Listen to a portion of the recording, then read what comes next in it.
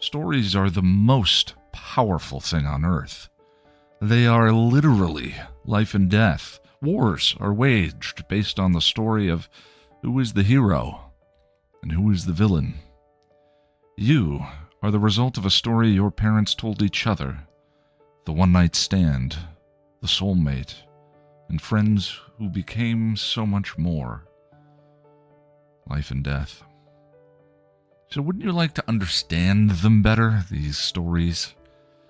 How Story Works, an elegant guide to the craft of storytelling by Lani Diane Rich, demystifies stories and helps you understand why you love what you love, why you hate what you hate, and why prologues are almost always a bad idea. How Story Works by Lani Diane Rich. Available on Amazon in ebook, audiobook, and paperback form. Get your copy today.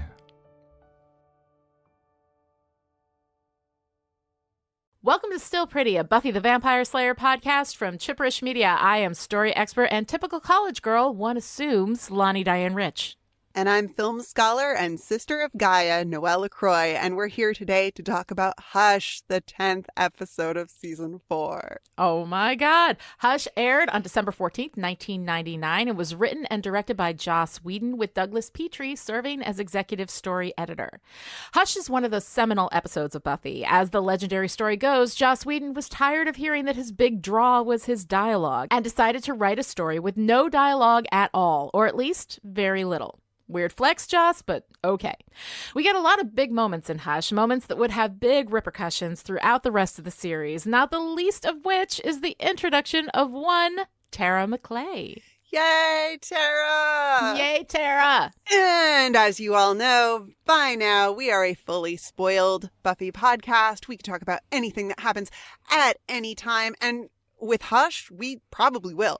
So, yeah. That's all you need to know. Let's get into it. I'm so excited. Fortune favors the brave. So let's go on patrol. Can't even shout, can't even cry. The gentlemen are coming by. Looking in windows, knocking on doors. They need to take 7 and they might take yours. Can't call to mom, can't say a word. You're gonna die screaming, but you won't be heard.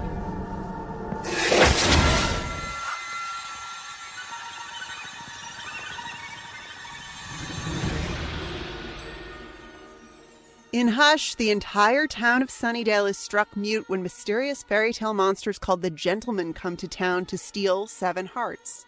Literally. As the Scoobies silently work the problem to find out how to beat the magical predators and the town of Sunnydale descends into lawlessness, Buffy discovers that Riley is one of the mysterious commando guys she's been seeing around town. Meanwhile, Willow is disappointed with her Wicca group, but meets a shy girl named Tara there. When Tara is chased by the Gentlemen one night, they work their magic together and manage to stay safe. After discovering that the only thing that can kill the Gentlemen is a scream, Buffy heads out to break their magical box holding all of the voices. With Riley's help, kinda, the box is broken and Buffy screams, making all the Gentlemen's heads explode. As the town regains its collective voice, Buffy and Riley sit down to talk and find that neither of them knows what to say. All right, so Noelle, oh my God, it's Hush. We made it! We made it! We made it to my favorite episode. Just so everybody knows, I know, just so everybody knows, when Noelle and I were first talking about doing Still Pretty, we weren't sure if we were going to do it. We chose one episode to watch and do like a test episode of Still Pretty with, and it was Hush. Yep. And we had such a great time. It was so fantastic. And Noelle's notes were so unbelievably good that I was like, that's it. We're doing this thing. And she really didn't have a choice. Well, when Lani Diane Rich is like, you're going to do a podcast with me, like, they're like, your options are yes and hell yes. Like, that's just how it goes. I mean, that's actually not the case, but I do appreciate that. That's very sweet. But realistically, no, we value and appreciate and honor consent here at Chipperish Media. Yes. However, All right, so here we are with Hush, Oh and I my think I don't God. have to ask you what you thought of the episode. My understanding is that you're okay with it. You think it's pretty good, Yeah, it's right? pretty good. It's pretty decent. Yeah, it's okay. Yeah. Yeah, it's only okay. I mean, whatever. Yeah. No, I fucking love this episode so fucking Mhm. much for so many reasons. I'm just going to dive right in because Yes. it's amazing. Let's do Okay, it. so we open with Maggie Walsh telling us what it's all about. Communication, Mhm. inspiration, thoughts, and experiences. And here we go. Right off the bat, a voice of authority laying down the lesson of the story first. It's like a fable that starts off, and the moral of the story is Exactly. you know? right. like, and we're pretty open about this being a fairy tale. I mean, Right. the show tells us, and everyone in the show just accepts, okay, fairy tale monsters, like, go. Yes. Fairy tales are often meant to teach lessons or to scare children into compliance. So here, of course, we have a teacher laying out for us what we're about to see and then setting the stage for a fairy tale moment with the kiss. Aww. And if you haven't figured it out, we're doing a fairy tale backwards. We start with the moral Right. and then we move on to the kiss. So when Walsh calls Riley over, she says, "Be a good boy," which I love. I love her authority over him in the world of the show and in the world of Buffy's psyche because, spoiler alert, it's a dream. It's a dream. Right. So all of this is happening. Like it's Walsh and it's Riley and it's all, but it's actually all Buffy. Yes, this is all Buffy. But we can also read this direction from Walsh to Riley as her instructions to him as part of the story. Right. Be a good boy, as in play the part of the boy in the Right. story. And, you know, we've already heard that Riley's father has talked to him about what it means to be a gentleman. And yes, I know, I'll get there in a minute. Oh, we will get to that. We will get definitely. there. And then there's this weird ass line, right? He says, "When I kiss you, Yes. it'll make the sun go down." What does this line have to do with anything? Like, no, I'm serious. I'm kind of serious. Well, I'm kind of serious and kind yeah. of not. Because I have a theory, Yeah. and it's not a dancing demon, but Right. Right. Well, what's yours? Because I've got one okay, too. all right. So it's eerie, right? It just sounds kind of off. And we know that Riley can sound kind of off, but this is like off even for Riley. Right. And it lets us, the audience, know that like, no, you guys are right. Like, this is totally weird. Right. This is not right and probably not actually real. So go you, good catch. You figured it out, guys. Right. But the line doesn't really have anything to do with the action of the episode. Yeah. So yeah. Buffy and Riley do kiss in this episode, and not only in Buffy's dream, and the action takes place at night. But that's kind of it for me. Right. Oh, well, see, for me, and I'm going to talk about this in a little bit about like the essential darkness of fairy tales in their original form, you know, like way back in the day, that fairy tales were a way of, you know, like you said, frightening children into compliance, right? In a dangerous, dangerous world.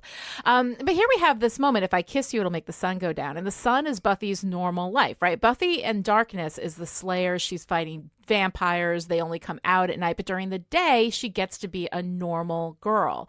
So Riley is actually dragging her back into this darkness, although she associates him with the normal sunny daytime at this point. So this is her, I think, knowing on some level that Riley is not as quote unquote normal as she would like to believe him to be. But we also have this sun and moon cards in the tarot, right? You know, where the sun is for celebration, everything is happy, everything is as it seems. But the moon makes us interpret shadows as something often more sinister than what they really are. The darkness comes out, you know, at night under the light of the moon. We don't see things the way that they really are. Part of being in like, you know, what I would call like a moon phase in this reference to the tarot is when, you know, you're reading the world around you in a way that is much, much maybe more sinister and darker than necessarily it is. So Riley's kissing her brings brings that to her, brings her into this darkness, you know? And Riley's shadow self is the actual truth of Riley, which gets more and more shadowy, you know, as we move forward with Riley. It just gets darker and darker and stupider and whatever. Yeah. So that part I've always kind of read that way. It's Buffy telling herself that Riley is not the normal guy that he pretends to be or that she thinks he is. Well, and this is also, I just realized Buffy's record with sexuality is not great at this point. Nope. Like, in terms of what happens for Buffy once things get physically intimate in a relationship. Right. Yeah, the sun goes down, as in the darkness comes out. Right. And of course, darkness is another marker of the fairy tale, because after the sun goes down, that's when the monsters come out. And it's when people in fairy tales are truly themselves. So, you know, you think about like the enchanted princess who is herself at night and a swan when the sun rises. Right. So like we're hitting this fairy tale, you know, signs and signals really, really hard. And then we go to this little girl. Yeah. Is this baby Buffy? Is this Buffy's inner child? Like, who is this little girl? It kind of seems like maybe, although when we've looked back at Buffy apparently, like, her hair is actually brown. When we looked at baby Buffy before, right, her hair was brown. And so I doubt that this child was dyeing her hair. That is a tiny little detail. This is a dream. This is Buffy's vision of herself. So yeah, I do think it is Buffy talking to herself, that there are things that children see, right? The Emperor's New Clothes is one of those classic stories about children being able to see things that we as adults kind of edit out of our consciousness because of presumptions that we have, you know? Yeah, I mean, I like the idea of this little girl as like Buffy's inner wisdom, especially going off of what you just said about Buffy telling herself the truth about Riley in her dreams. But it's interesting to me because a woman's inner wisdom is usually depicted as a crone, but we have no crones on Buffy. Nope. Like off the top of my head, I mean, somebody out there is like in their car or, you know, on the elliptical at the gym or whatever. We haven't had any older women. I mean, Joyce is maybe in her 40s at this point, at this point, and still the woman knows how to moisturize. And part of the thing that we celebrate about Joyce is that she looks so young, right? You know? Yeah, Joyce is definitely, I mean, that's her value. Yeah. That's part of her value. We get some in season 6, Double Meat Palace. We've got an older woman. That's but we don't get unfortunate. much. Yeah, that's unfortunate. Yeah, and she's the demon. Yeah, but spoilers. Yeah, anyway. Well, because our culture is real great to women past menopause, to women over 40. Yeah. Anyway, awesome. Yeah. Anyway, so we have this child. We have this little girl who is doing our exposition, reinforcing the fairy tale aspect of the episode with her rhyming sing-song, which reminds me, that tune reminds me of the trick or treat, smell my feet, give me something good to eat. So we're putting this, you know, in the context of Halloween too, which I think is really interesting. Yeah. I mean, oh my God, there's just so much. There's so much with the fairy tale signs and symbolism. I mean, the dark clock tower. Right. And that in and of itself is not specifically fairy tale, I don't think, although the idea of a tower certainly is. But we have towers this clock. Right? Yeah, we've got the clock to point up that the story starts at midnight rather than ending at midnight as per fairy tale usual. So here we go again, doing a fairy tale backwards, which is such a cool... It's such a fun It's such a cool idea. And I'm just going to geek out about like how cool this is. And of course I keep talking about the fairy tale. It's Giles's fairy tale book, right? I mean, I always hold a book still just for a second when I take it off the shelf so the audience can read the title. You know, I do that all the time, just in case it's like a Truman Show kind of thing. Yeah, right. Yeah, and you know, they're all watching. It's fine. But what I love is that then, so Giles gives this lecture, quote unquote, in the same lecture hall where the psych class is held, which is just a beautiful detail. Right. But what I love about that is there's no explanation needed for the gentleman beyond fairy tale monsters. That's all we get. That is all we get in the whole episode, which is just lovely. Right. And then it's accepted. And not demons. They're fairy tale Monsters. monsters. Yeah. Right? Yeah. We've defined everything as some form of demon. Vampires, even some form of demon. Mm-hmm. This is, I think, a and somebody will correct me. monster. Hashtag still pretty. I know somebody will correct me if I'm wrong. But I think this is the only time we are dealing with, you know, like monsters instead of demons, that our terminology is not essentially demonic. Yeah. It's so great. And I love Yeah. that that's just accepted by everyone who is in the audience of this show, which I'm just, oh God, I can't talk about Hush without geeking out in just the biggest way possible. So I'm going to try to keep a half a lid on it, but right. Don't even apologies in advance. Like, you guys don't want to hear, an hour and a half of Noelle squeeing over this so amazing piece of I think our audience will probably live with it. I think they'll probably be okay. But anyway, we will talk at length about Giles in this presentation that he gives with the overhead projector. But something that really strikes me about it is that everyone assembled just accepts that fairy tale monster. Okay, cool. Check. Right. No questions. No questions from the audience. And then at the mention of the princess, Buffy assumes that role and no one protests. It's wonderful. Right. It's okay, cool. They know and we know on which side our archetypes are buttered, I guess. We know. It's such a lovely bit of storytelling in the way that it brings the audience along, because we know what is happening here. And it's so lovely. And of course, Giles draws Buffy with the bow and arrow, as this maiden warrior archetype. Right, with the big hips. Oh my God. Buffy objects to. So we got a nice little bit of fat shaming there. So I like that, right? But what I love is that he's genuinely confused. He's like, "What are you talking about?" She's like, "Oh my God!" And he just, poor Giles, poor Dad Giles was just trying to throw this presentation together, and Buffy's gonna nitpick, right, the proportions on her body. Yes. But of course, the crossbow, gives her a nice parallel to Riley's weapon when they find themselves face to face, as their true selves at night in the dark. And then, and we end with the scream. We end with the princess screaming. Buffy's scream when she gets her voice back isn't a scream of terror. And it gives me goosebumps every time, because it's a scream of power. She's not a princess in distress. She's the princess kicking ass and saving the day. Yes. And I just which is another subversion on a lot of these fairy tale tropes, right? Instead of being rescued by the guy, she tells him what to do, and then of course he fucks it up. We'll talk about that a little bit. But right now, talking about fairy tales as cautionary tales, right? It's one of the things we used originally. A lot of the fairy tales that we have culturally Disneyfied, right?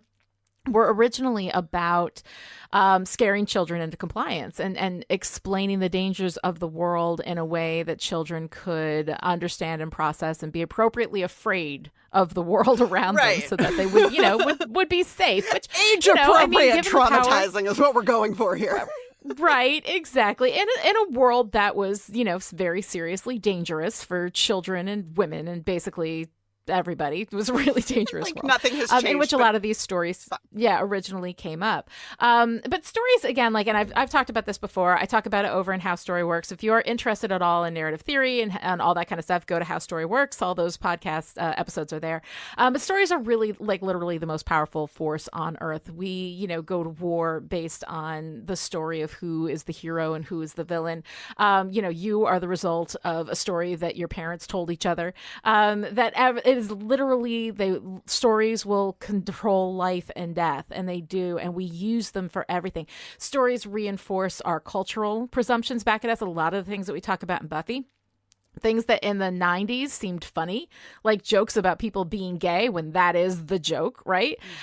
It reflects our culture back at us. It reflects us back at us and gives us an opportunity to kind of look at ourselves and be like, well, that ain't great, So there's a lot, but it also, when we do things within our stories that reinforce a lot of those presumptions without question, it ends up like, preserving current power structures as well. So like power structures are defined by the way that we tell our stories. It is unbelievable how incredibly powerful they are. So when you go back to the fairy tale, which is this classic story that has wound its way through time in the minds of children, right? When we are at our most susceptible to the power of stories, although we're susceptible our whole lives through. But when you're children, especially very susceptible to the power of stories. The classic fairy tale is often used as a cautionary tale, to scare children into compliance. We've talked at length, in this podcast about Little Red Riding Hood, because that is a theme that comes up over and over and over again for Buffy. And it is a warning for women, especially young girls, not to go into the quote unquote woods or sexual activity, because if they do, a wolf will eat them and kill their grandmother. Hot. And break grandma's heart. But Mama, I love him. Don't break your grandma's heart. Hot, right? yes. Exactly. Wolf meat right here. Bring it. And the thing is, it's funny that we even call them fairy tales, right? Because fairies, before they became the cute little things that you clapped to save in Peter Pan, were tiny, dangerous, magical beings with sharp teeth that hid in the forest and stole babies. Like fairies were nothing to fuck with, So fairy tales almost always at their core, at their like original, presentation and, culturally have some kind of dark force preying on society's most vulnerable children, especially female children, to warn them of the dangers that the world had to offer. And fairies themselves are very often represented as tiny little women, right? Mm-hmm. We actually, created Tinkerbell. Right? This sparkly, harmless, tiny little thing that has a little bit of magic and a little bit of glitter coming off of her, in this like Disney-fied era.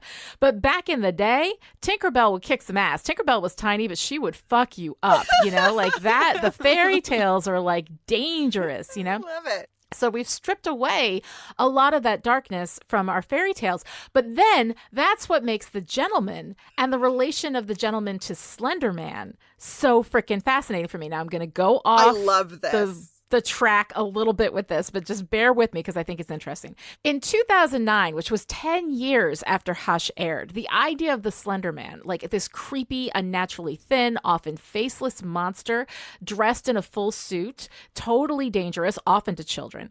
It almost feels like a psychic response to the Disneyfication of our modern fairy tales, that the teeth, both literally and figuratively, were taken out of our fairy tales. And this is us as a culture putting those teeth back in, which I find really interesting. Buffy's The Gentleman actually cited as an inspiration for the Slender Man by Eric Knudsen, who created Slender Man on the Something Awful forums in 2009. And one of the interesting things about Slender Man, like our fairy tales, the specifics and meaning of his stories vary based on who is telling them, who is taking these stories and running with them, as the Slender Man has become something that sort of took over in the popular culture. But instead of going through centuries of retellings where these events of this core tale, we don't even have events that are related to Slender Man. He's just an idea. He's just an icon put into all of these different kinds of stories that have been told around him. But something lit on fire with the Slender Man and part of our cultural consciousness, which I find really so interesting. So instead of going through centuries of retellings, right, with Slender Man ends up being inserted into all these different stories where he is almost less of a, we're seeing less shifting happen with the events of whatever happens around Slender Man. Like nobody knows the story that Slender Man comes from. He just shows up in these stories, and he's really more of a thematic shapeshifter, changing from moment to moment, from story to story, much like our modern culture, which is defined, I mean, let's face it, more by change than anything else. In the last, 60 years of humanity, we've had more fundamental cultural, social, technological change than like any, the whole of human history before that. Like, it's been insane. So here we have Slender Man, which is something that will fit in almost any environment. He disappears. He lurks in the shadows. He's more about what you don't see than what you do see. You'll see him for a split second and then he's gone. But it's like a malevolent force just follows him around and actually warps the minds of the people around him. And there was that thing that happened with those young girls, who tried to kill their schoolmate. And this is real life, and said that Slender Man told them to do it, right? So Slender Man is like this malevolent force in people's minds. I think it is like an objectification of actual darkness within us that we really try to ignore. We've Disneyfied all of these dark tales, right? We're shining the light. We're pretending everything is okay when everything is not okay, and Slender Man kind of allows us to live in a world where that darkness is there, infecting our minds, infecting our souls, turning us against ourselves. And I was just talking about the moon phase, right, in the tarot, where the shadows that you see often feel darker, in the tradition of our classic fairy tales, So I really love all of that. And here we have, these gentlemen.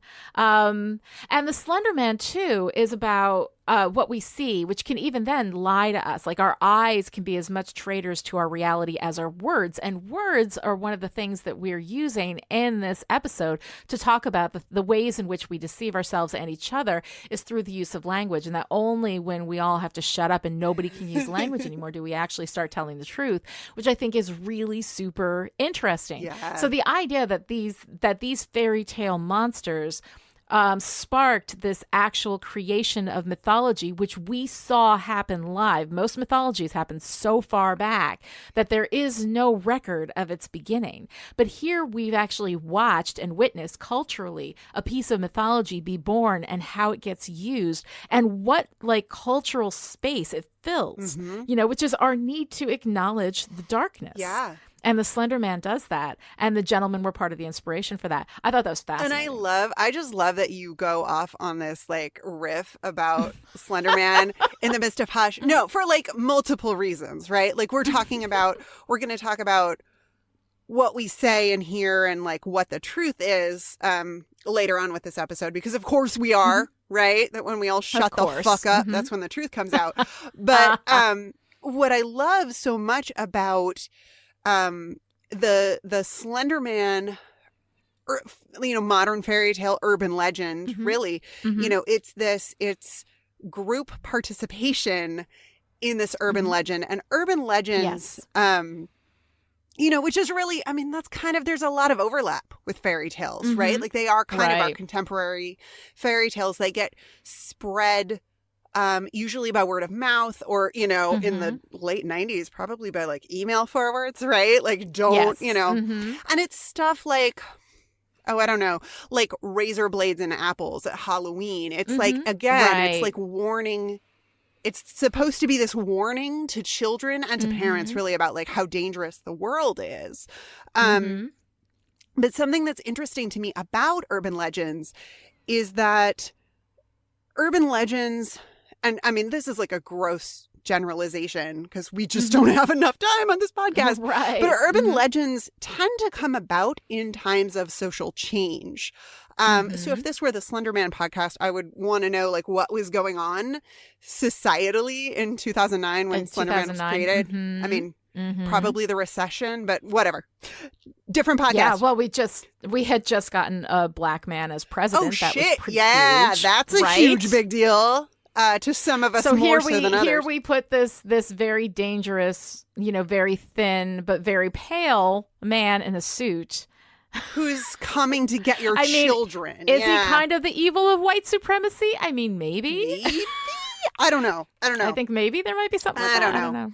So, but urban legends and social change. Urban legends, modern fairy tales, social change. And I'm struck by where we get this episode of Buffy in the arc of Willow's love and sex life, where we are making the transition from relationships with men to relationships with women. Footnote, I'm going to be speaking in the binary. I'm so sorry. That's how I have to do this to have this conversation. But we all know gender is a creation of society. The binary is imaginary, and on and on and on. I think it is especially noteworthy that the first appearance of Tara happens in an episode where the antagonist is pointedly, explicitly male. They are the gentlemen, know, and Giles's overhead transparency asks, who are the gentlemen? Well, they're fairy tale monsters, but they are clearly human shaped. Well, they're human-esque. Yeah. But they're human enough that you recognize them as Right. humanish, like male Right. aristocracy, right? And their dress Mhm. matches that idea with like the suits and ties and all that. Mm-hmm. They float. Like Right. they don't touch anything, but they are everywhere. Mhm. And, no explanation other than fairy tale monsters. No one asks Right. what the Mhm. hell fictional characters are doing in Sunnydale because this is just the Right. show that we're on, We don't talk about what kind of demon they Yeah. are, which is unusual for us in Yeah. Buffy. And Yeah. why do they need Mhm. 7 hearts? They just do. They just do. Are they collecting them for fun just because they can, because they're powerful? Is this mystical fox hunting? We never know. don't know. And that's part of Mhm, what makes them mhm. so fucking scary. But Yeah. they are accompanied by these straight-jacketed henchmen who act as their muscle. Mm-hmm. And the gentlemen and the henchmen have there's this different energy about each of them. They work together, Mhm. but these are the 2 types of men we've seen in Oz. The Mhm. calm, cool, like above it all, literally, if you're the Right. gentleman and you're floating, Mhm. and the animalistic, erratic, wild of Werewolf Oz. Oh, So that's so interesting. it's a story about like the gentlemen and who they are is a story about class, but it's Mhm. also a story about men. And the fact that Right. men are the site of violence and terror in this episode, where Willow first makes her connection with the woman who will become the love of her life for the next while and the Mhm. driving force Yeah. for her descent into darkness is really, Mhm. really fascinating to me. Yeah. Especially as a queer woman. Like, as a Mhm. queer woman, it feels very specifically like the cis-het male's imagination of female queerness. Right. So, like, this idea that women seek out relationships with other women because they've had bad experiences with men. Right. And we've already talked about the use of the word lesbian on the show in the previous episode with Riley and the Lesbian Alliance. Mhm. And that's jokey. Mhm. We like to make women's desire the butts of jokes because, hashtag misogyny, hashtag homophobia, Right. and that's followed. I didn't really talk about this in Something Blue, but that Riley's "I'm a lesbian" is followed immediately by his rap about driving and how Buffy, Yeah. who doesn't drive, just hasn't had a good experience. Oh. And how he specifically will show her a good time. Oh my goodness. Oh my goodness. Which, like, oh, that I is, mean, yeah. And I will get into Riley's connection to the gentleman in a few minutes. Yes. But yes. No, I want to talk about that a little Yeah. bit first, though, because you're talking about the gentleman. And culturally, we associate gentleman with being a quote unquote good man, right? And that is absolutely not true. A gentleman denotes a series of behaviors or affectations or, representations, outward presentations that look like a good man, but are in fact not necessarily really good. A gentleman protects women, right? He holds doors open. He's chivalrous. A gentleman wears suits. A gentleman adheres to societal rules of behavior rather than adhering to an actually useful, ethical, moral code. A gentleman looks like a good man, but he is not a good man, as we see with these guys, right? They've got all of those societal affectations of sophistication, gentlemanly behavior, But what I also love about this is, though, when a woman gets her fucking voice back, that's the only thing that can kill him. Me too, motherfucker. I love that. yeah. I love that at the Yep. end. And it's a woman's voice specifically. It's not any human voice. It's this. Right. Yeah. Exactly. Yeah. Exactly. It's rad. It's so rad. So, Mm-hmm. gentlemen, obviously not all that they are maybe Yeah, held I up mean, to be. gentleman is an affectation, and it's one of these things where, like, if you have those affectations, you are associated with the idea of goodness without actually having to be good. You can do all of those things and collect human hearts in jars. Yes. right? And- but you're still affecting that outward appearance of goodness. Although with the gentlemen, of course, with their teeth and with their skin, with their floating and their creepiness, we're getting the sense of what they really are underneath it all. But they have all the affectations of goodness without actually being good. Yeah, and they go through the motions beautifully. Shout out to Doug Jones and the pantomime of, hand me the scalpel. Oh, no, I couldn't possibly. Right. And then the round of applause, the like gentlemanly applause. Oh, yes. And nothing. Oh, no. Oh, yes, it was exactly. nothing. The pantomime is so freaking good. Oh, and speaking of Doug Jones, who is our head gentleman, he played Slenderman in the titular movie Oh, did he really? Yes, he Wow. It's a small world. It is. When you need a 6'4" trained mime acrobat performer. Like he's amazing. He's also the love interest in Shape of Water, which I almost called a fish out of water, which is something else. Oh, fish out of water. Yeah, I mean, if you need somebody who's going to act with their whole body and not say anything, you hire somebody who's trained in mime. There you go. Grab that guy. Yeah. Absolutely. Yeah. So this idea of gentleman being an affectation, I love so much because Riley, poor sweet Riley, has so much invested in being a gentleman. I mean, he talks about courting Buffy, which I love. Like, that's one of those like, excuse me, I need to go get my tongue scraper kind of moments with Riley. And you guys know I love Riley, but every now and then I'm just like, oh God, but his father, his daddy taught him how to be a gentleman, and I'm pretty sure Maggie Walsh addresses the Commandos as gentlemen, as in gentlemen suit up. We have a situation. And obviously, yes, I know this is a common word in the English language. We still say ladies and gentlemen when addressing a crowd and, erasing all of our genderqueer, non-binary friends, whatever. Yes. It's fine. Transphobic fucking society. Anyway, I was on a tear before we started recording and now I'm just like, my dander is still a little bit up. So excuse me. No, that's just fine. But it still seems really significant that we have pointedly connected Riley with this idea of being a gentleman several times. And then in Buffy's dream, where, and I think you're right on about this, she's telling herself the truth about what's going on. Yeah. He literally becomes one of the gentlemen. That's the first time we see this monster. Yeah. Riley puts his hand on her shoulder, and when she turns around, there he is. There's the monster. And it's freaking brilliant. It is. And it is Buffy telling herself that Riley is no goddamn good. Now, look, I often say that a good romance is based on two people who work really well together.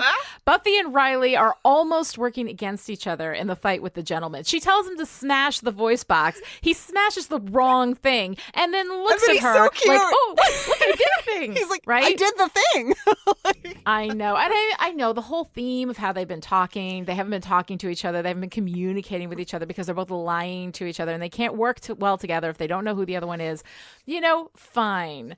But also, like, Buffy doesn't want him because of him. She wants him because he's normal and, because of his arms or whatever. Those are good arms to have. That is the best thing she has to say about Riley at this point is he's doesn't make me feel passionate. He's probably not going to hurt me. Oh, shit. And he's got big arms. Those are not reasons to date somebody, There is literally nothing about Riley that she actually likes about Riley. And here she is in her dream trying to tell herself that this guy, first of all, is a gentleman, which is not necessarily associated with actually being good. And also that when he kisses her, the sun is going to go down. It's literally going to bring darkness into her life and her soul. Like, dump him now. Get out while you still can. Get out. It's a bad romance. I hate the whole thing. All right. Well, the whole thing, like, okay, all right. Season 4, I'm realizing two things. One of them is I really like season 4, but also season 4 is a fucking weird season. I mean, we haven't yet met the big bad of season 4. Or have we? Or have we? Like, well, we have, but we haven't. we have, but we haven't. Yeah. But here's And I mean, here we are, episode 10. this is we're episode almost halfway 10. done. This is episode 10. Do you guys remember who the big bad of season 4 is? Because I didn't, honestly, until I looked it up. Yeah. I think the big bad of season 4 is actually men. Ooh, interesting. I mean, okay, but I love this. Yeah. how many? All right. We're on episode 10. How many frat houses have we been to already? Like a million? Yeah. I don't know. Several. Huh. And nothing good happens in frat houses. Nothing good happens in frat houses ever. How many times? Oh my God. Lonnie, how many times did we have to see previously on Buffy the Vampire Slayer fucking Parker Abrams? Like, he has had so much. I remember when I think back to season 4, I'm like, Parker Abrams is really annoying, but he's in like 2 episodes. Dude is in like 5 episodes. Every episode. Terrible. Somehow. Yes. It's ridiculous. He weasels his way and the in. impact that he leaves, even after he's gone, is still previously. Buffy slept with this douchebag. Yeah. And so then she goes and finds Riley. Yeah. Because Parker. And we get... Riley is Parker's fault, and I will never forgive him. Yeah, and of course we see Parker's true face when he's speaking to Riley. Oh, yeah. Yeah. But I mean, right. men are kind of a thing in season 4. Like, even Giles is having a tougher time with Buffy's transition to college than her legal parent, who we never see. Have we even seen Joyce? Like, we've seen Joyce, saw Joyce once. Yeah. Yeah. You know, and then, I mean, what else do we have for men in season 4 so far? We're at episode 10, by the way, guys. Yeah. I mean, we have the mystery of the Commandos, right? So there are like these all mysterious men right? like stalking Except around. Maggie Walsh, who runs it, but it's all men, right? You know, that's a plot point. Like, there are guys wearing no underpants stalking around campus in army gear. Oz's departure is a big fucking deal so far. Again, men, and like specifically his behavior as a man, that he's one way some of the time and one way another part of the time, and I have to leave to keep you safe. Cheats on Willow, and what else do we have? Spike. We have Spike, and we have all of the impotence jokes about Spike. We have very specifically like penile jokes about Spike. I mean, last time in Something Blue with, impotent and flaccid. I love Buffy calling him flaccid, though. I have to say that's hilarious. But this is a man world. Like, there's men. It's so about the men in Buffy's sphere. Well, except Xander. Like, Xander is the one who is actually, like, getting more traditionally feminine qualities, right? He's becoming the heart of the group. He's the one everybody goes to with the problems. He's nurturing. He gives advice. He talks them through their shit, right? He's caring for everybody in a way that we traditionally associate with the female. So Xander is kind of the only one, like the only man that doesn't have this kind of, like toxic representation. Yeah. I mean, it's not toxic necessarily. Like, I don't think all of Giles in season 4 is toxic. I hate Giles and Pangs. No. But I think Giles, the fact that we're like focusing in a small way on Giles and his transition to, air quotes, father of a college student is significant. Right. I'm not sure that that's his problem. As a matter of fact, I think that's the thing that's holding him together. For Giles, it seems more like he has lost his sense of his own identity because he doesn't really have work to do. Right. That he is very much identified through his work. He is no longer a librarian. He is no longer a watcher. So what is he? The only role that he really has left is patriarch. Right. Being Buffy's, quote unquote father. But at the same time, his most, like, how he wants to interact with all of these people is just as part of the team that supports Buffy. So, yeah, it's interesting. Yeah, so we get all of these little looks into the manliness of the world, for lack of a better way of phrasing. And then, of course, there's Adam. Remember Adam, you guys? Like, I mean, I don't want to spend any time talking about Adam in an episode with as much to talk about as Hush, but we haven't met Adam yet. guys. And we haven't met Adam yet, but Adam, like, how you define the big bad of season 4, because I mean, really, at this point, it's Maggie, and it will be Maggie for quite some time. And Adam is her creation. Right. He exists because of her. She is mother, which is so freaking gross.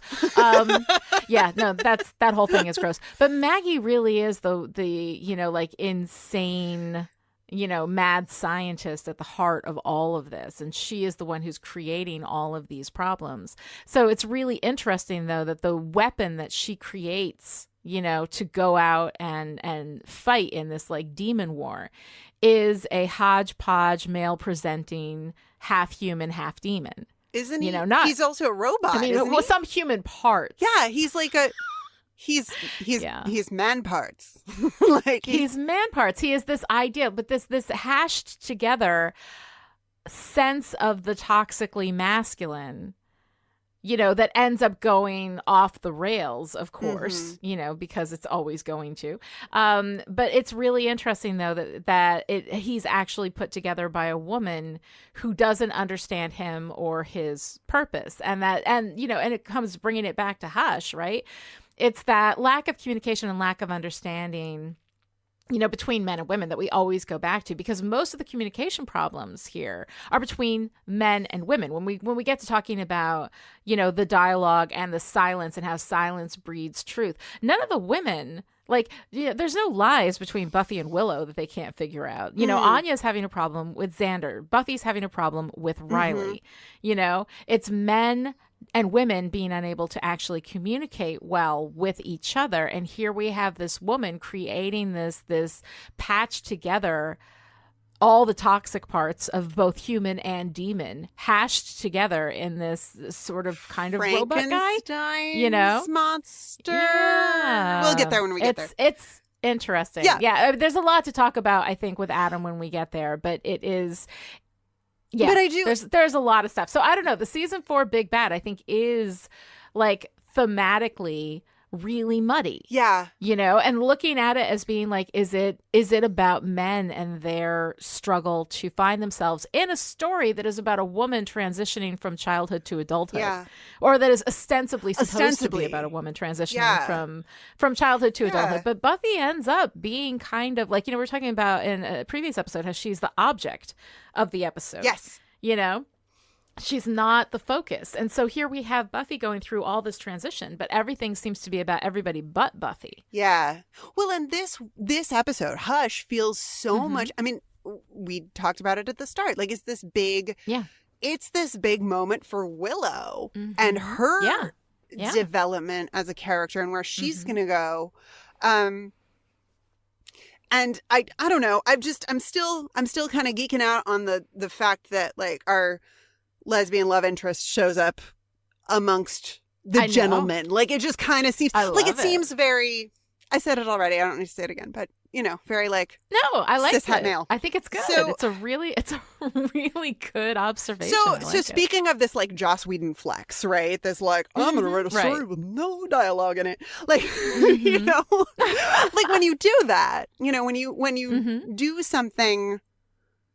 I'm tempted to call it gimmicky. I don't think it's gimmicky, but when you're obviously doing a thing like that, and you say like, "There's not going to be a lot of dialogue." I'm like, "Sweet, let me zoom in on the dialogue that there is." Like, oh yeah, and there's not a word in this. I mean, pretty much that doesn't speak to theme. It's so good. It's so great. Yeah. I love Buffy's line. She and Willow are talking about Riley.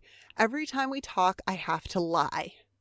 I love this so damn much because it suggests that in this period of silence that we're about to have, we're going to get lots and lots of truth, people. Like, strap in. Because we see, I mean, my favorite story expert says all the time that we see who characters are based on their actions, right? Yeah. And this starts immediately. I mean, even before we establish even before the silence has happened. I mean, after class, Riley's there to like insert himself between Willow and Buffy in their conversation. This is where the shine starts to like rub off of Riley for me, by the way.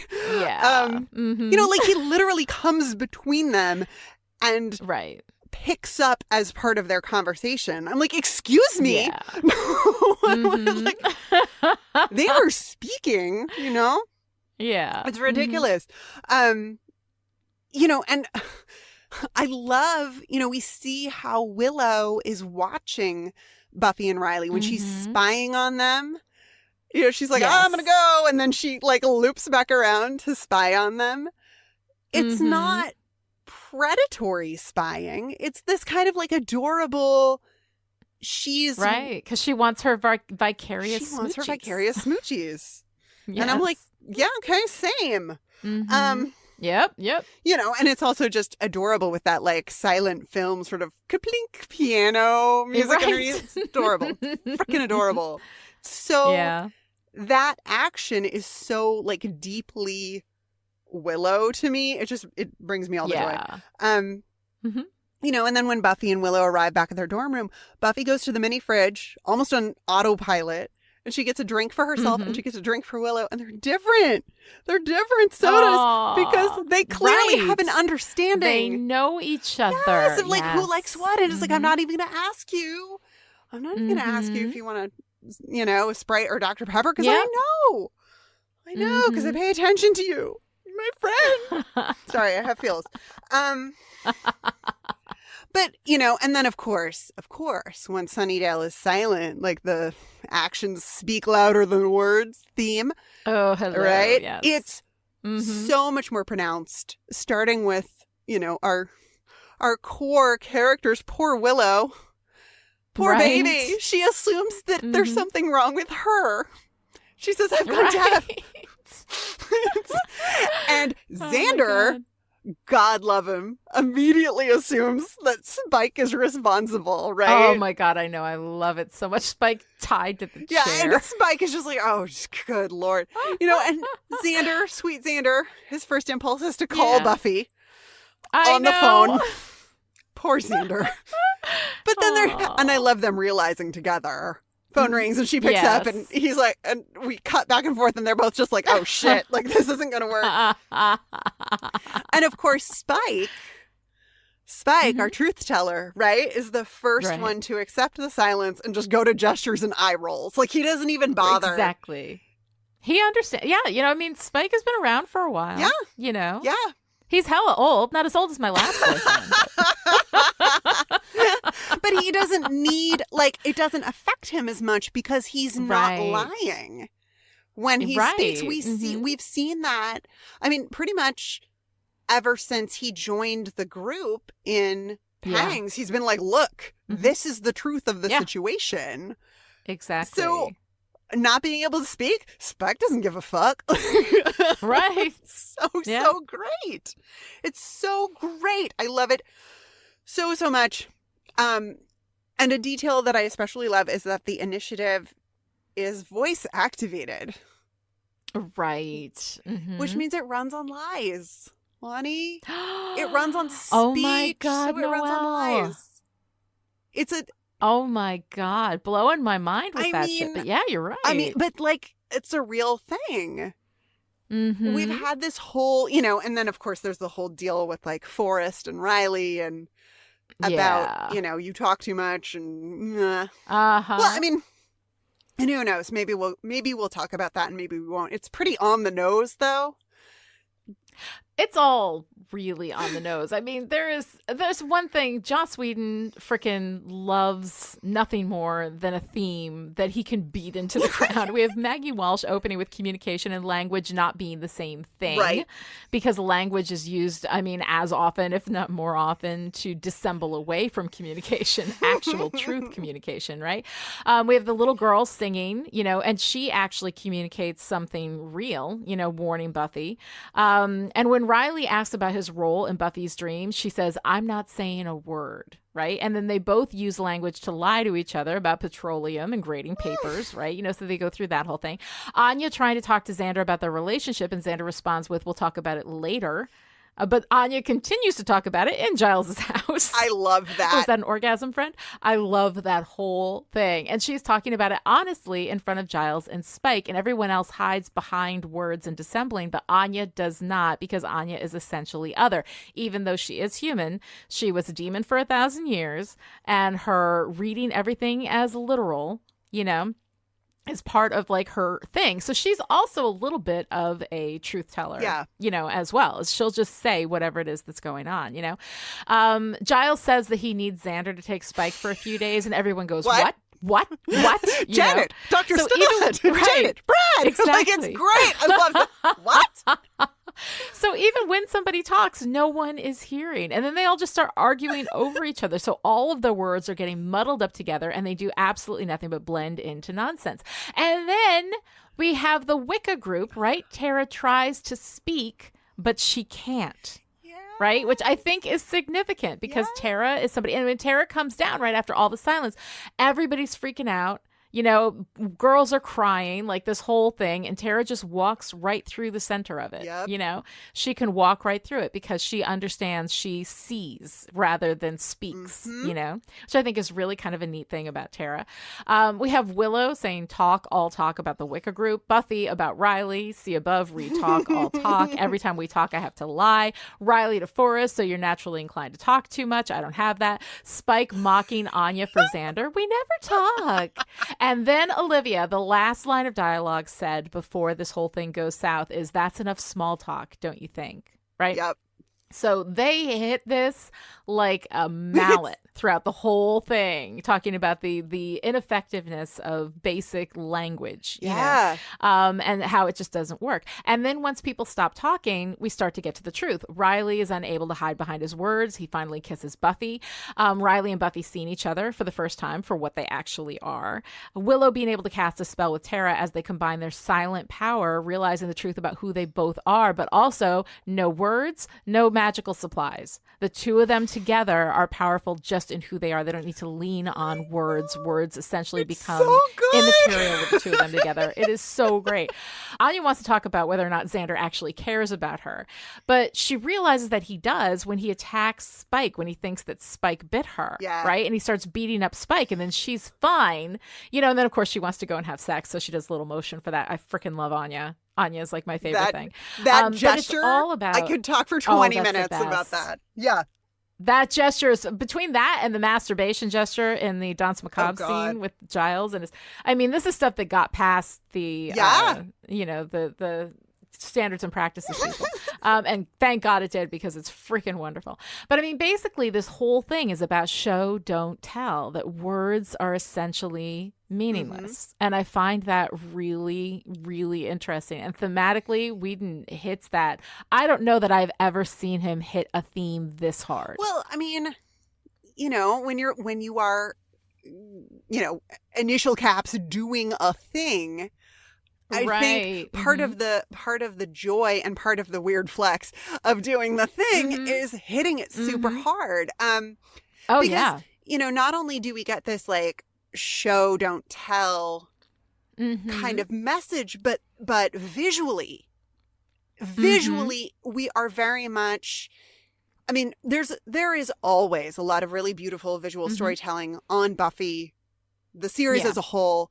Here, because we are doing a thing, we get this really beautiful composition that comes up over and over and over again, where we're looking at frames, or we're looking at people in rectangles, which is very reminiscent of film and television. So in addition to pointing up like the, how ineffective speech is, we're simultaneously pointing up how effective the visual is. So like, for example, there are frames within frames just everywhere.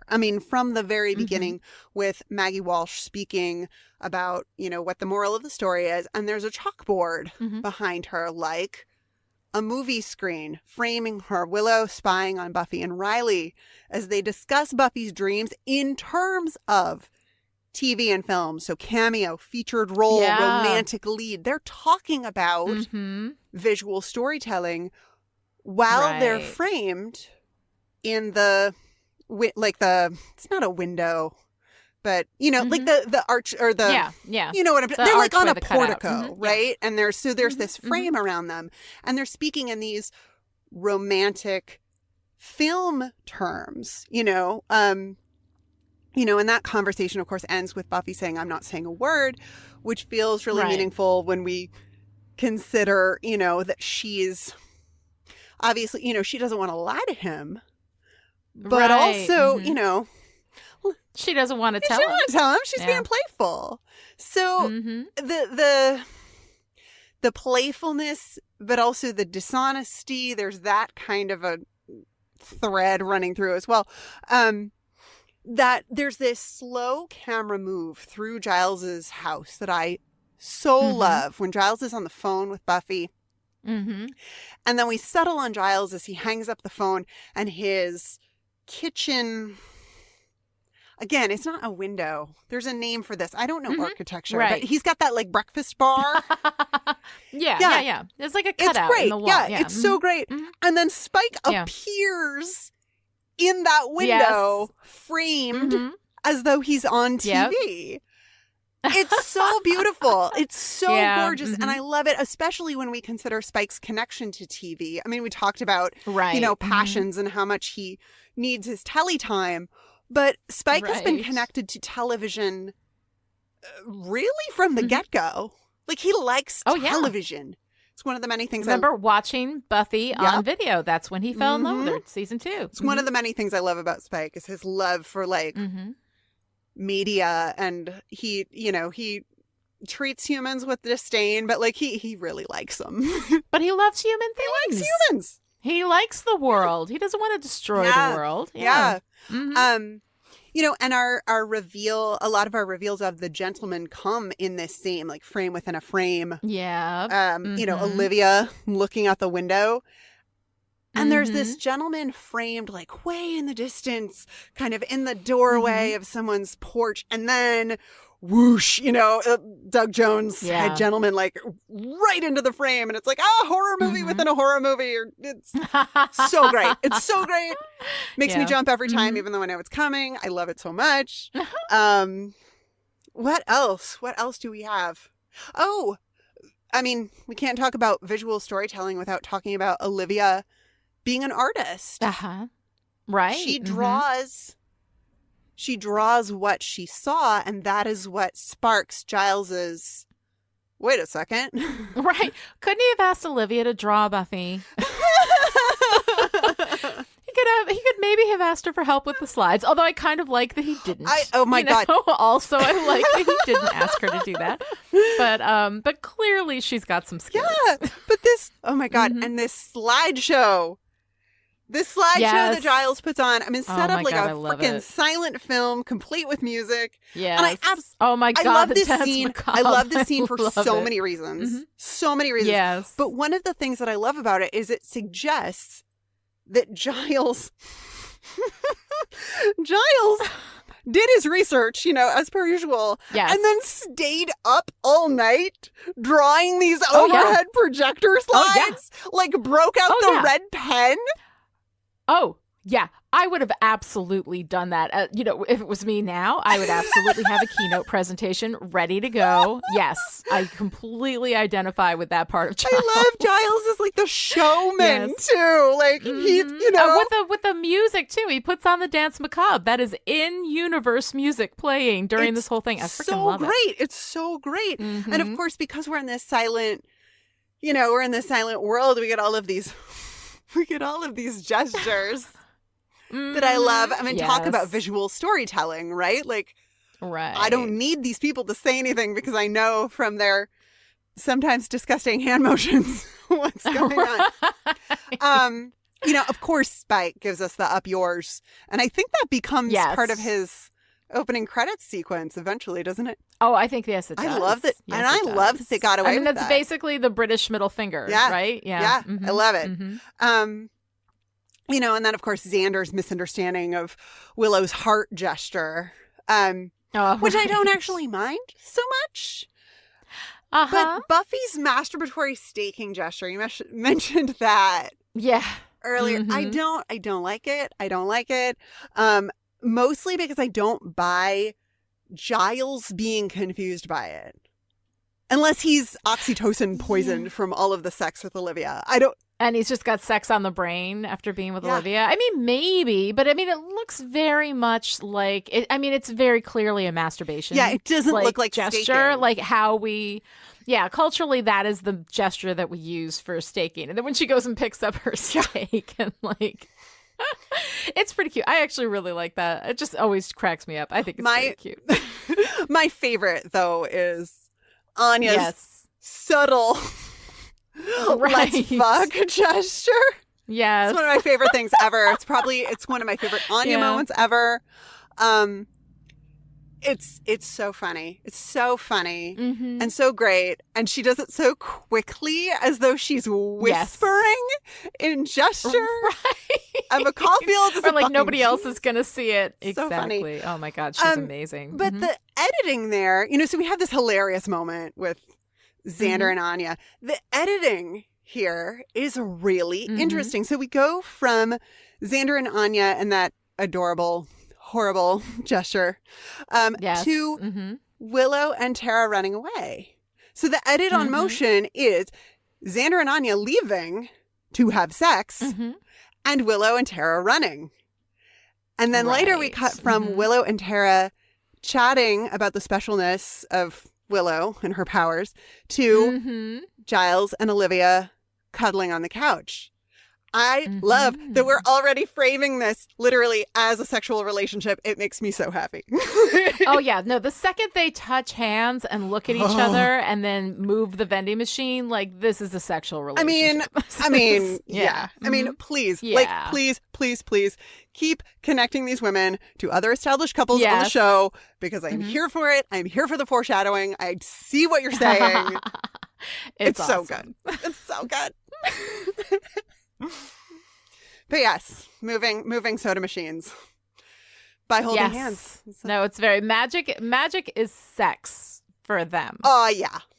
I mean, we make that association a couple of times, and it's much better than the magic as drugs and real thing. Early. Yeah. Oh yeah. Real early and real often. Yep.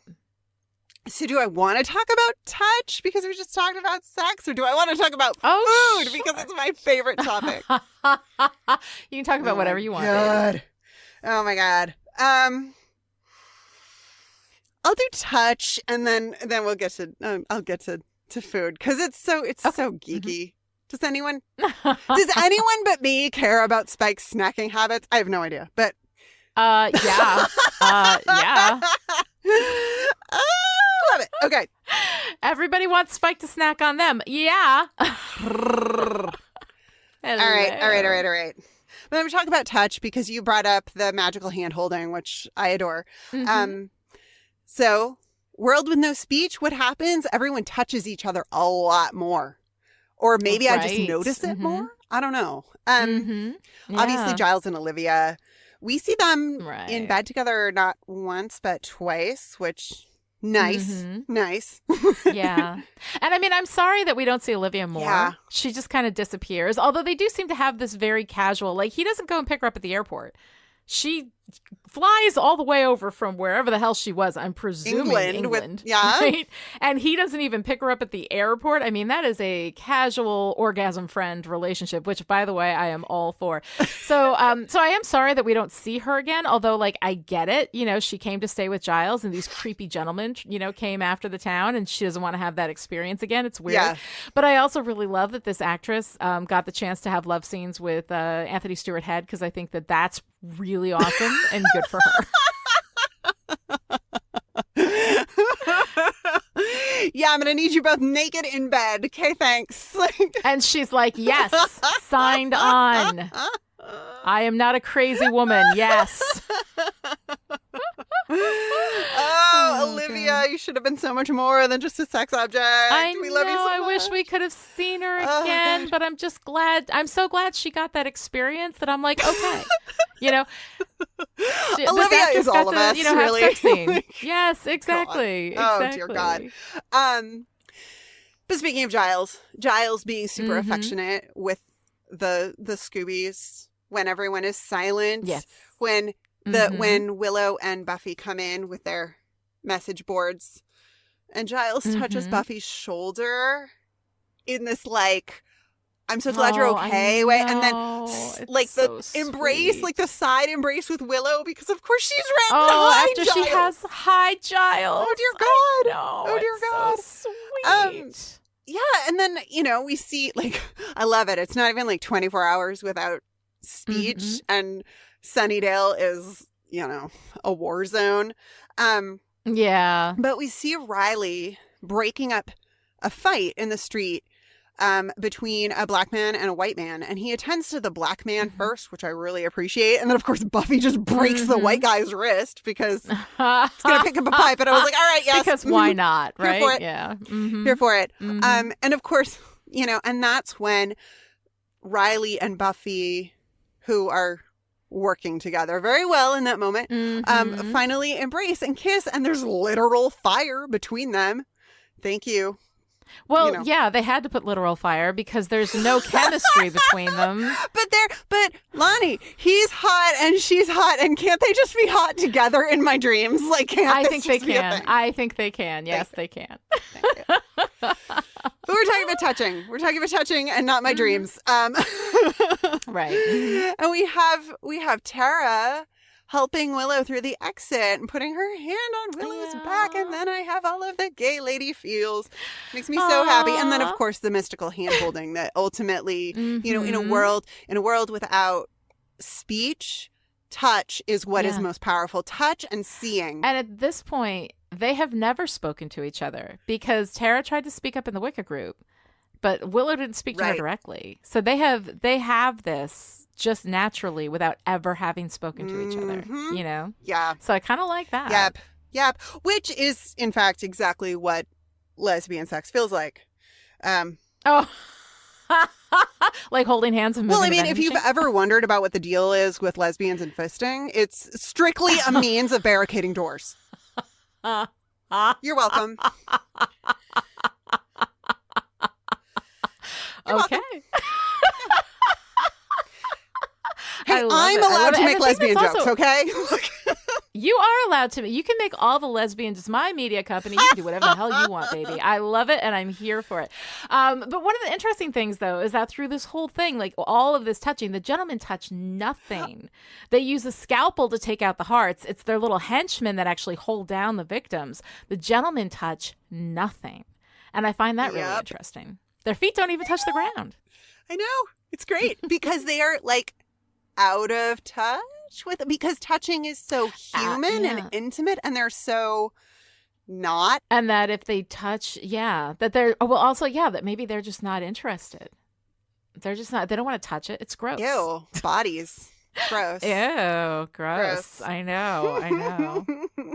But, what's funny, though, is that, like, getting back to, like, Willow and the Wicca and Tara and all of that, like, last week in Something Blue, we talked how much language matters, to magic, right? And how Willow phrased her spell made a difference. Magic, like the universe, is a trickster. But also, like, magic related to language is something that they're inextricably, like, everything that Willow has done, right, has had an incantation, a recitation of some sort. But this real magic that happens when she's with Tara is something almost different. Right? It doesn't require any Eye of Newt. It doesn't require any incantation. The two of them touch and then boom, magic, right? That's pretty cool. And then we've got all this stuff at the Wicca group, right? The Wanna Blessed Bees, the girl who makes an empowering lemon bunt, which, by the way, is one of my favorite lines ever, They are all talk except Tara, who cannot talk, right? And then Willow would like to just float something bigger than a pencil someday, which I find interesting because, of course, now they're going to move a vending machine together, but she only is able to do that because she's discovered Tara. That Tara, something in Tara's quietness, something in Tara's silence actually makes her magic more powerful, despite the fact that her path to that power has always been through, up until now, some kind of incantation, which I thought was really interesting.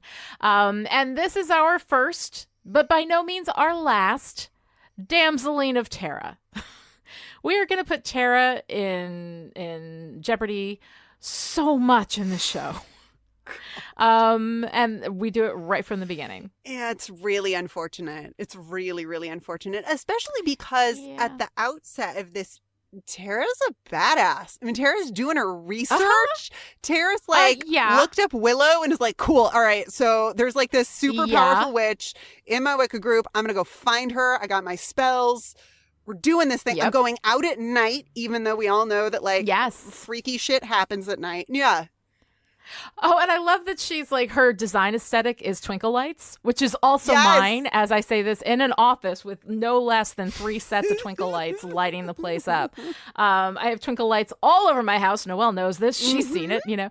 So I love all of Tara's twinkle lights. Tara's whole aesthetic is just lovely. I'm very cool. Now, I'm very partial to Tara's aesthetic because that is basically what I looked like in 1999, except maybe like, I don't know, 50 pounds heavier. But like the long skirt and the sweater and the boots, that was, and the flat hair, that was me in 1999. So, you know, that was me. I love it. I love it. I want pictures of you. Oh, God. I'm not sure there are many. All of your Tara. I'm not sure there are many because like many fat girls, I did not want to be photographed. So, I don't know. I'll see what I can dig up. I'll see if we can find like baby witch Noelle pictures. Baby Noelle witch. Yeah. I like it. All right. So tell me about Spike and hedonic eating. Okay. I feel like I've talked about hedonic eating on this podcast before. It's possible that I have. It's possible that I haven't. If this is a repeat for you, I'm sorry.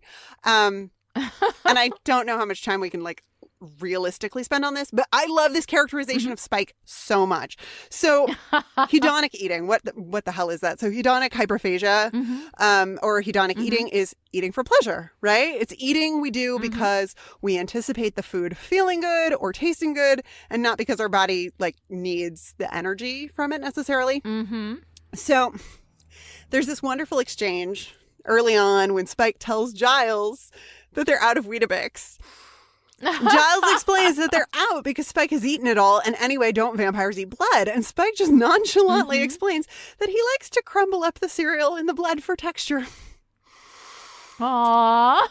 And then, and what I love is, so like that, if that weren't enough, as he's saying this, he is getting settled on the couch with crackers and peanut butter and not a drop of blood in sight. Oh, yeah. Peanut butter is huge. Like peanut butter throughout the Buffyverse. Angel loves peanut butter. Maybe I think vampires love peanut butter. And if you ever need a vampire to take his meds, you just like put it in peanut butter and then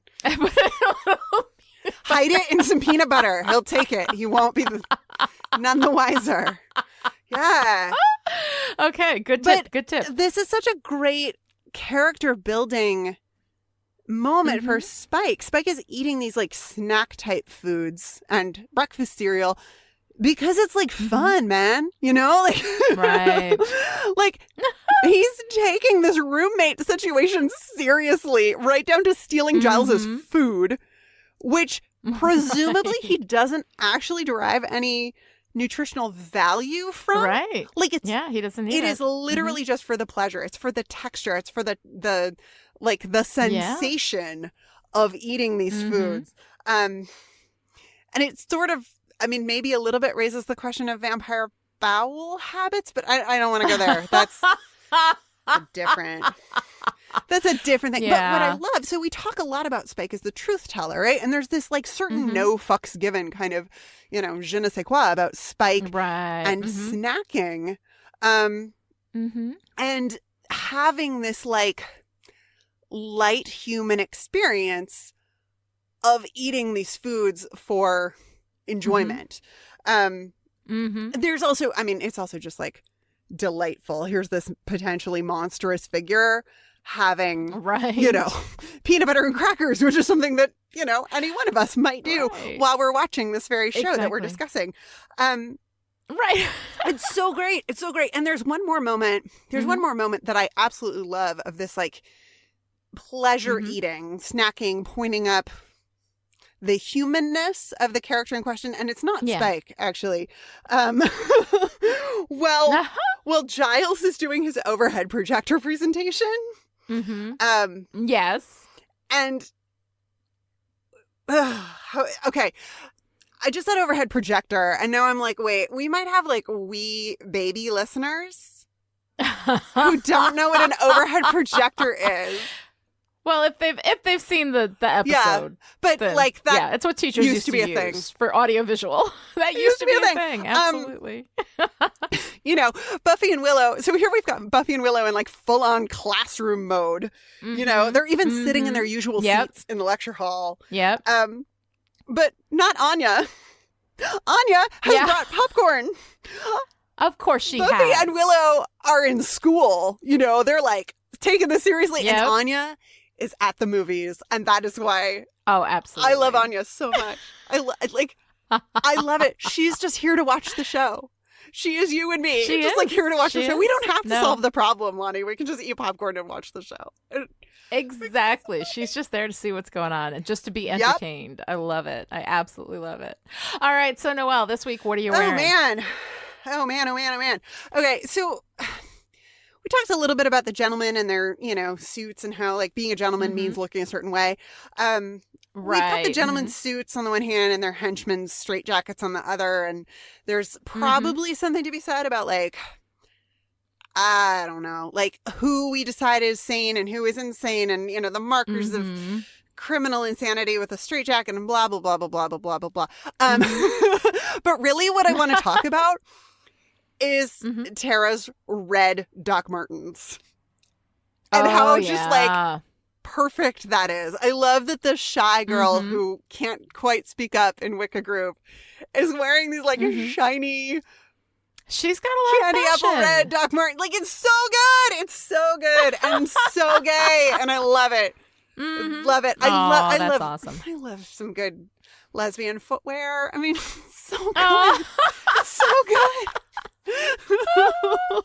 I love it. I mean, yeah, that's what I got. We've already talked for freaking ever about this episode. I love everything about it. All right. Well, let me have Spike introduce our new segment, or actually our old segment, but introduce it in a new way for our Girl Power Moment of the Week. Oh, not with a girl power bit. All right, so Noelle, what is your Girl Power Moment? I like Buffy calling bullshit on Riley's papers excuse. He says he's got papers to grade, and then he's going to kiss her. And she's like, what papers? He just whistles past patrolling / petroleum, and she's like, whoa, hang on. It's great. Papers, it's great. Right. I talked about research mode Tara and how much I love her. Tara. Research mode Tara. It's Tara, goddammit. Yes. Like the earth. I love research mode Tara. Talked about her with her spells of speech and silence in chapter 12 of her book. She found it. She's gonna go get Willow. They're gonna do the thing. She's so good. I love her. Yeah. And then, I mean, obviously that fairy tale scream. Right. The princess saves herself. Princess of power. Oh, yeah. That's right. All right. So what's your favorite part? Anya at the movies. I mean, oh my hell God. Yeah. Hell yeah. No, it's pretty adorable. It's pretty adorable. I gotta say, for me, the whole presentation that Giles does, especially that he brings in the Danse Macabre and plays it on his little boombox. Yes! I mean, I just freaking love that he made this whole presentation and is so like scholarly. Like he holds up his index finger and it says 1 minute, and then he pulls the thing. It is so freaking, the whole thing from beginning to end delights me. I'm delighted by Anya and her popcorn. I'm delighted by Buffy's masturbation gesture. I don't even care that Xander's like boobs. Like I don't even like all of it. I love it all. I think it's just delightful.